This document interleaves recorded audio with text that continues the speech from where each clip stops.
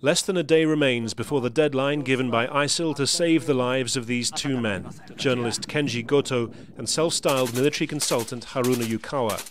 The price for their safe return, according to their captors, $200 million. Japan's government says it will not give in to terror, but it is trying to open lines of communication with the hostage takers. The Japanese government is prepared to consider all possible ways to save the two hostages. Kosuke Tsuneoka is a freelance journalist who says he was asked by ISIL, as a fellow Muslim, to be a witness at a planned Sharia trial for Yukawa last September. But he returned from Syria without being able even to see the captive.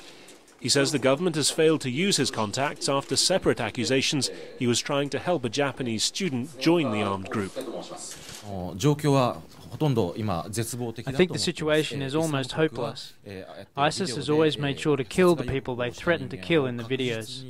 If there is any hope in this situation, it lies in direct talks with ISIS. Japan's Prime Minister says his country needs to play a bigger role in international security, revising the interpretation of its pacifist constitution to allow for freer action.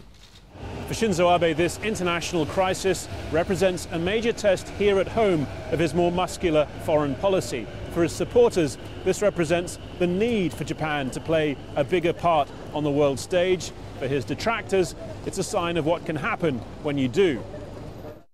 A vice foreign minister has been sent to Jordan to coordinate efforts to talk directly to the captors, so far without success. The public message is that Japan's recent announcement of aid for the fight against ISIL is humanitarian, not military in nature. Most of what I think you hear the Abe administration saying now is not really aimed at Islamic State, but aimed at the Japanese public. And to the Japanese public, he has to show that he cares, that he's trying, that he's not taking everything off the table. ISIL has a record of videoed threats followed by videoed murders. An ominous deadline is fast approaching. Harry Fawcett, Al Jazeera, Tokyo.